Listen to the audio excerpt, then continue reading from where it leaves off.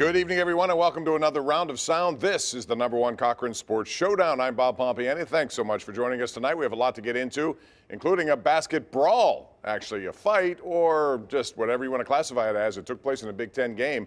We're going to talk about why that happened and who was wrong in the process. We'll also talk about the Penguins and Hurricanes in a Metro Showdown and potentially a first-round matchup in the playoffs. Who knows? But the #1 topic tonight on the #1 Cochran Sports Showdown will be the Steelers, who've added a big name to their coaching staff. And here to discuss is your panel tonight.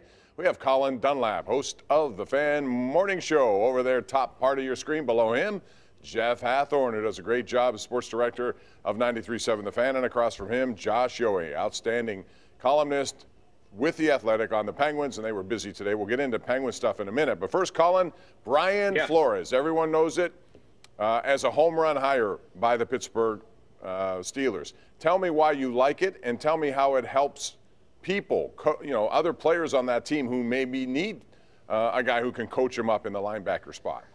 Well, it'll be interesting to see how much linebacking coaching he actually does. I think what the Steelers do have, if you really look at it, now there's not any real excuses. They have Mike Tomlin, they have Terrell Austin, they have Brian Flores. They have essentially 3 guys on their staff who are at defensive coordinator level or above in the National Football League. That has to bode well for the defense, one would think. And I look at it as, people will make it about this, they'll make it about race, they'll make it about opportunity or something. To me, it's a very simple, cut and dry situation. I'm sure some will disagree. The Pittsburgh Steelers identified a man who didn't have a job that is a very good defensive mind and saw a need that they need help with their coaching staff and hired him. I don't see where anything is negative about any of this. I think it's a glaring positive. Yeah, I agree with you, Colin. Really, I agree with everything that you said.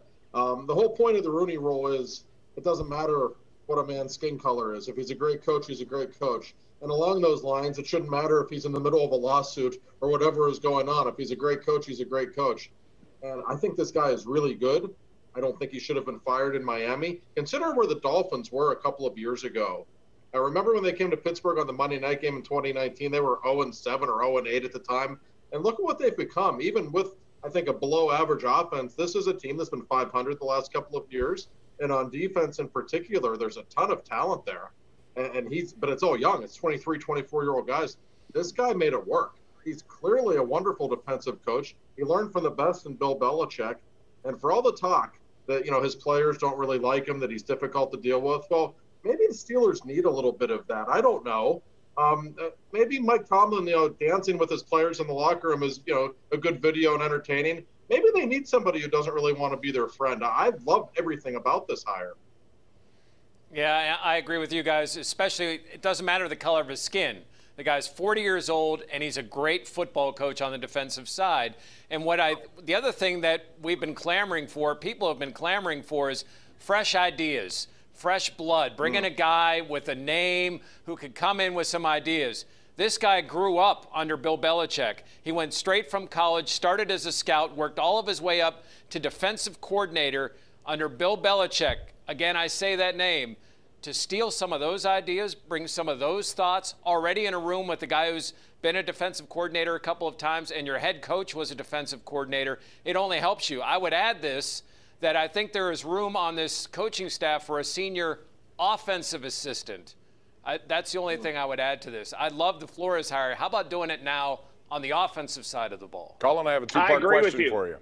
Oh, go ahead, Bob. #1, how long does this last, this role he's in? Because to me, he still wants to be a head coach. At worst, a defensive coordinator. Is it just kind of a 1 year, here I am, and I'll go someplace else? And #2, this lawsuit is going to hang over the whole thing for a whole time. How big of a hindrance is that, if any? Number one, and in all due respect to you, Bob, I'm just answering the question. Who cares? Who cares if it lasts 1 year, if it lasts 5 years? You found a quality member that you could bring into your staff, and you're in the win it now phase. Once you signed TJ Watt to that mega contract, and once you kind of went all in on defense, you need to go with your opportunities that you have right now. That's #1. #2, I'm going to tell you exactly how this lawsuit thing is going to go. Brian Flores is going to have an introductory press conference, either via Zoom or in person or whatever. Someone's going to ask him about it. He's going to say, I'm not going to answer any questions as to pending lawsuits. Same with Art II if he's asked about it, or Mike Tomlin. And everybody's going to have to answer the question, or will answer the question, one time. And then it won't hang over anybody at all. I think that it'll be sorted out in court. I actually do think that he was asked to throw games, but I think they'll be asked about it one time, and then people will move on. Yeah, I think that's about right. I really do. I don't think it's that important. Listen, it's a big deal. It's a story. It's going to be discussed. It does not involve the Pittsburgh Steelers in any way. And I think they will deflect it just fine if they have to deflect it. And honestly, the Steelers, if any organization out there is going to embrace this kind of situation, it is the Steelers.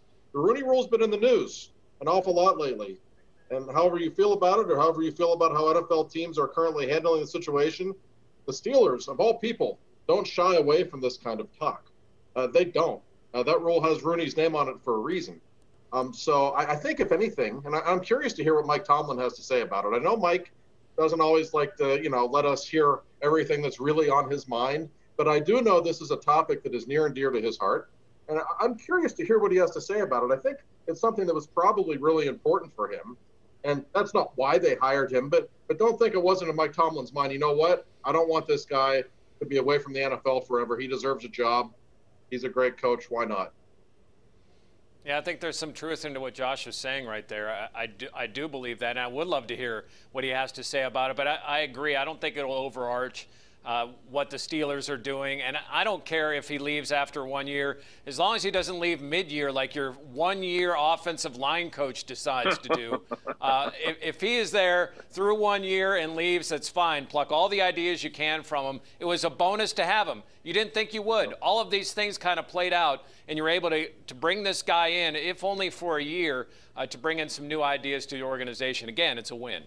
I think most people are of the belief that this is a much better Steeler coaching staff now, even after Pat Meyer was hired for offensive line, which didn't leave a good taste in a lot of people's mouths. When we come back, we're going to talk about still the quarterback situation, because it is very much in the news and very much up in the air. And Brian Flores has somebody he may like.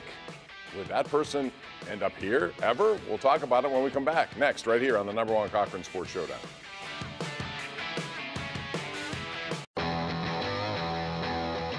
#1 Cochran Sports Showdown is brought to you by #1 Cochran.